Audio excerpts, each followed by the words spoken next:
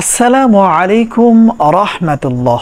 সম্মানিত দিনী ভাই ও বোনেরা, আজ আমি আপনাদেরকে শিখাতে চাই সূরাতুল ফাতিহা পড়ে বিচে কলার উপরে ফু দিলে অথবা দম করলে কি হয়। আবারও বলছি, আজকের আলোচনার বিষয়বস্তু হচ্ছে সূরাতুল ফাতিহা পড়ে বিচে কলার উপরে ফু দিলে অথবা দম করলে কি হয়।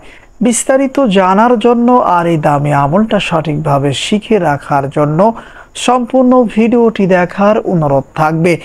আর প্রতিদিন ইসলামিক নতুন নতুন ভিডিও সবার আগে দেখতে আপনার পর্যন্ত পৌঁছাতে আমাদের এই ছোট্ট চ্যানেলটি সাবস্ক্রাইব করার অনুরোধ থাকবে। সম্মানিত দিনী ভাই ও বোনেরা, এই আমলটা কখন কিভাবে করবেন আর এই আমলটা করার জন্য কি কি জিনিসের প্রয়োজন হতে পারে। এই আমলটা করার জন্য দুইটি জিনিসের প্রয়োজন হবে। নাম্বার 1, 3টি বিচে কলা। আবারও বলছি, এই আমলটা করার জন্য আমাদেরকে বাজার থেকে পাকা 3টি বিচে কলা ক্রয় করে আনতে হবে। আর এর সাথে 2টি মান কচু গাছের ডগা আমাদেরকে নিতে হবে। এই দুইটা জিনিসের সমন্বয়ে সূরাতুল ফাতিহার মাধ্যমে আমাদেরকে এই আমলটা করে নিতে হবে। সম্মানিত দিনী ভাই ও বোনেরা, ধরে নিন আমি বাজার থেকে 3টি পাকা বিচে কলা ক্রয় করে আনছি এবং এর সাথে 2টি মান কচু গাছের ডগা অথবা ডাল সংগ্রহ করে নিয়েছি। এখন আপনাদেরকে ফজরের নামাজের পরে অথবা জোহরের নামাজের পরে এই আমলটা আমি করে দেখাচ্ছি। আপনারা চাইলে যে কোনো সময় যে কোনো মুহূর্তে এই আমলটা করতে পারবেন। তবে অবশ্যই একটা জিনিস খেয়াল রাখবেন, অজু অবস্থায় এই আমলটা করার চেষ্টা করবেন। ধরে নিন আমি অজু অবস্থায় বসে আছি আপনাদেরকে আমলটা করে দেখানোর জন্য।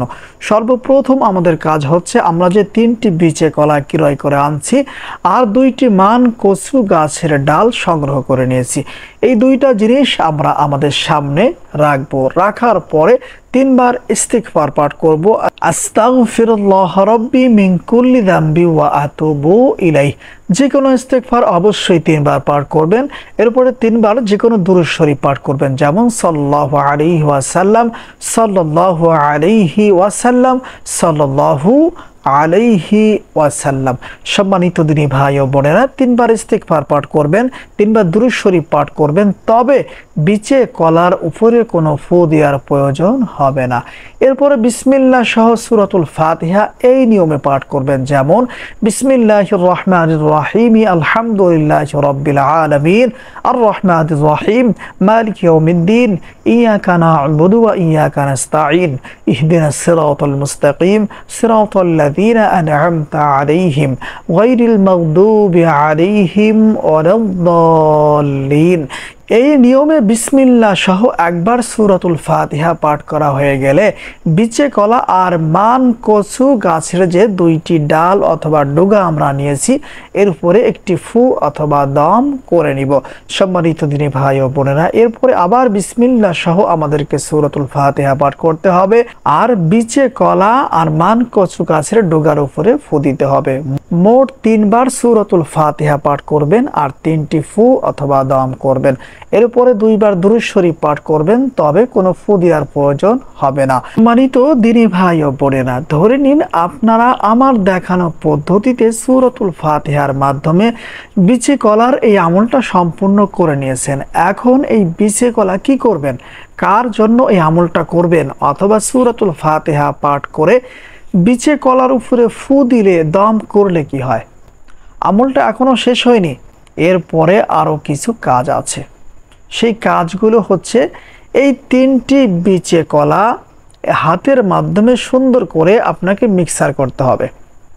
এরপরে এর সাথে যে 2টি মান কচু গাছের ডগা অথবা ডাল আমরা নিয়েছি, এটাকে ছুরি দিয়ে ছোট ছোট করে কাটতে হবে।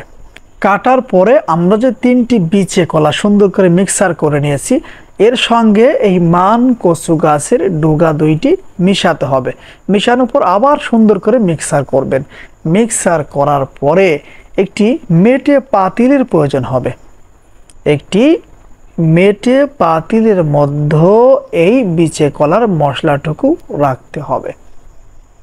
রাখার কিছু সময় পরে দেখবেন এই পাতিলের মধ্যে কিছু পানি জমা হয়ে গিয়েছে। এখন এই পাতিলের পানিটুকু আপনার জন্য আমার জন্য মহা ঔষধ হয়ে গিয়েছে। আপনি কল্পনাও করতে পারবেন না যে এই সামান্য পানিটুকু এত উপকার দিবে। এখন আপনাদেরকে বলে দিব আপনারা কখন এই আমলটা করবেন, কি জন্য করবেন। সম্মানিত দিনী ভাই ও বোনেরা, অনেক সময় আমাদের সমাজে দেখা যায় ছোট আর বড় নাই, নারী আর পুরুষ নাই, পেশাব বন্ধ হয়ে গিয়েছে, প্রসাব বন্ধ হয়ে গিয়েছে, কিছুতেই চালু হচ্ছে না। যদি এমন সমস্যায় কখনো আপনারা পড়ে যান, কষ্ট করে এই আমলটা একবার করবেন, আর এই মেটে পাতিলে জমে থাকা পানিটুকু সেই রোগীকে খাওয়া দিবেন।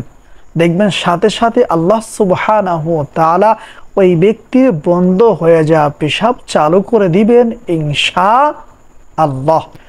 আজকের ভিডিওটি এ পর্যন্তই। ভিডিওটি ভালো লাগলে অবশ্যই লাইক করবেন, কমেন্টস করবেন, আর সম্ভব হলে মন চাইলে ছোট্ট চ্যানেলটি সাবস্ক্রাইব করে আমাদের সদস্য হয়ে যাবেন ইনশাআল্লাহ। আসসালামু আলাইকুম ওয়া রাহমাতুল্লাহ।